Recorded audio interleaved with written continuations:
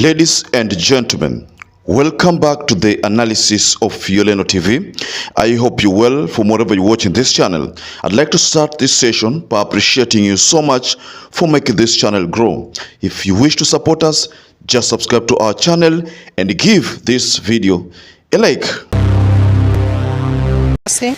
Kulingana na vile niliambiwa, nika-apply kwa IPRA na after that ililipwa kama kawaida kama sheria, na nimekuwa nikisubiri kila wakati kupewa import permit ambayo sikuwa ninajua inahitajika. Na wakati tunasubiri nilienda kumuona CS Chirichir na ndio akaniambia mafuta sio yangu tena, mafuta ni ya kampuni inajiita Garana. Kaambia sijauza mafuta yangu wala sijasaini mkataba na hiyo kampuni inajiita Garana, kwa hivyo mafuta ni yangu. Ndio akasema haiwezekani na nifanye kwenda kwa CID headquarters ku record statement. I don't know how many of you have been following this story. I started following it since last week. And I remember the first time I heard about it was when the courts had issued a directive about stoppage of loading of the 1,000 metric tons of diesel oil from a ship in within the KPA. So it is alleged that two individuals, two companies, Galana Gingas Limited and Aramco Trading Furjai, had claimed ownership of the same oil. So there are two people, two companies that surfaced to claim ownership of the 100,000 metric tons. So Justice Magare Kizito, banned offloading of the consignment, and Ombeta, who is the lawyer who has been representing Njeri, the person actually in this mystery, said that Ombeta said that Njeri with her Israel partner imported the diesel. So Ombeta is saying that this oil was imported by Njeri and her partner, the Israeli partner. Wakili Cliff Ombeta na mwakilisha mfanyabiashara Ann Njoroge. The 100,000 metric tons were imported by her and the colleague. Kuna yeye alipoenda kwa polisi pale kwa DCI hakutoka. Alibaki na wale polisi, mawakili na watu wengine na marafiki wote walifukuzwa. Wakaambiwa nenda mkunywe chai, wakirudi naambiwa Ann hayuko hapa hivi. Ann pengine mlitoka na yeye. Hakuna kitu kama hicho. Ann alibaki chini, akapelekwa mpaka kwa basement, akaingizwa kwa gari. Na hapo ndio alianza kupatiwa vitisho, na kianza kuambiwa leo utakufa kama utaachana na hiyo biashara ya mafuta, kama utaacha hayo mafuta yaende, haya mafuta si yako, kila kitu, vitisho aina zote. Lakini yeye alisimama kabisa akasema mafuta ni yake. So baadaye aliweza kuambiwa ati sasa ukitaka basi wewe nenda zako, tutakuachilia uende, lakini lazima utoe kesi ambayo iko mahakamani. Mara pia alikuwa anaambiwa aone kama anaweza toa commission kidogo ili watu pia nao waanze kukula kidogo kidogo. Wacha niwaambie, serikali iko na uhusiano. Haya mafuta ni serikali imechukua. Hii serikali imeiba haya mafuta kwa sababu hayakuwa yao, lakini wameingiza kwa pipeline yao. Huo si ni uwizi? Na wanasema kuwa makaratasi yake yalikuwa gushi. Makaratasi gani yalikuwa gushi? Nyinyi mmeona makaratasi yao? Still on this issue, the MD for KPA said, I think previously I saw in the news line, some headline in one of the leading mainstream media stations that sisi hatujawahi kuonana na mtu anaitwa Ann, na wala hajawahi kufika ofisi zetu za KPA ku launch any complaint kwetu. Sababu kama mtu unajua meli imekuja bandari la Mombasa, shirika la KPA ndio inasimamia bandari la Mombasa. Ungekuja hapo ukatuelezea kuwa mimi niko na mzigo na tuangalie kweli kama mzigo ni wako. So hiyo mambo yani sisi hatujui. Ukiona hapa juu unaona shipa ni yeye, Consignee yeye, third party ni yeye, kila kitu ni yeye. Hiyo haiwezekani kabisa.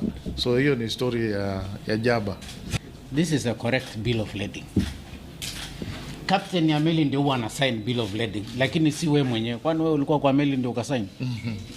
So some of the things don't add up. Huh? So then when you see the stamp of the ship, it's quite different from what is indicated here. The voyage duration from Jeddah anchorage to Mombasa was 10 days, and therefore it is impracticable for the vessel to have loaded in Jeddah on 9th October 2023, yet she arrived in Mombasa on 11th October 2023. Those are 2 days, which is impossible. Out of the manifested 93,460.46 metric tons of gas oil, 49,091.724 metric tons was destined to Kenya, with the shipper being MS Armco Trading Fujairah as nominated by the Ministry of Energy and Petroleum. The remainder being 44,368.7368 metric tons of gas oil was transit cargo for neighboring countries including Uganda, South Sudan and the DRC. Even though the ship waited, it didn't mean that there was any issue. You see, ships come here, wait. When their time for berthing comes, they're always brought alongside. There is a plan that is normally done by KPC. The MD, whose name is William Ruto, I'm not talking about the president, but the MD of KPS name is William Ruto. So the MD said that that oil belonged to the state. So now this is where now it gets pretty interesting. Then why was Njeri arrested in the first place if the government is the one that owned that oil? Because part of this story says that Njeri was required to record a statement at Kiambu Road, the DCI headquarters along Kiambu Road, and it's alleged that soon after the recording a statement of the DCI, word has it that she vanished. I mean, that's what Cliff Ombeta said. If you are very careful on Saturday, Cliff Ombeta said, Friday there, Cliff Ombeta said that his client is missing, and that the last time he was spotted was in the DCI headquarters. So I don't know. I mean, this story looks pretty interesting, but then one thing that still doesn't add up is then why did the court stop any offloading, if at all? The documents which had been supplied to the courts were not proof enough that Njeri was the sole owner of that consignment, the diesel which had arrived. Because there's a time I had someone saying that they are mistreating Njeri because hakuwa na license ya kuimport oil. Okay, of course I know that the government banned third parties from importing oil. It's a G2G deal, the government to government. So that's why this issue, this whole thing appears to be somehow dramatic in a way, whereby now you fail to even understand the whole story, because it is supposed to be government to government. Probably that's why William Ruto, who is the MD for KPS, said that the oil belongs to the state. Or are we saying that since hakuna the rightful owner of that consignment, now the state is supposed to assume responsibility? Something is not adding up.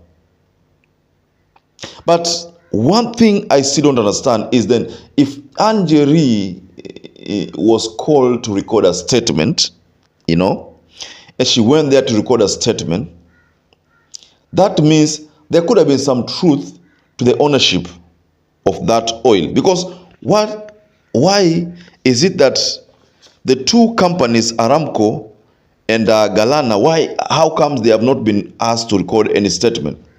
This is again the part that I say is pretty interesting, because the assumption is that if the three companies are claiming ownership, then it's only one person who is called to record a statement and then disappears. How comes Aramco? How comes Galana? How comes the two have not been asked to record a statement? So that's why this whole thing appears dramatic. It's some kind of a mystery, and things are not adding up. That's the reality, ladies and gentlemen. I mean, even if it's you, you not understand what is going on. Someone told me that, what if ile kitu iliitwa mambo ni matatu? Mambo ni matatu. I don't want to talk about mambo ni matatu yote, but you understand what it meant. You know, toe the line, disappear ama uende mbinguni.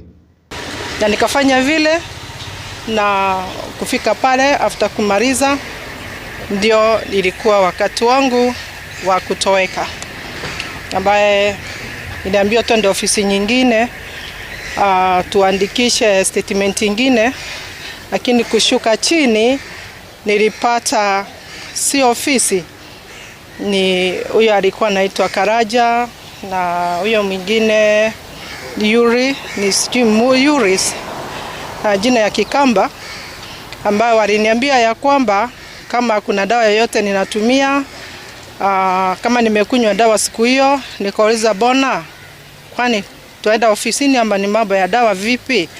Wakaniambia tunaenda mahali, na kama uko na dawa unahitaji utuambie, kama una ugonjwa utuambie. Nikamwambia mimi well. And to those who have not subscribed to this channel, I'd like to peacefully, to kindly request you to subscribe to this channel, because with doing that, you'll be making this channel grow. And to those who have supported us by subscribing, liking, or sharing our videos, I want to say that I'm forever grateful for that support, because without you, this channel can't grow. So until we catch up again, stay safe and stay blessed.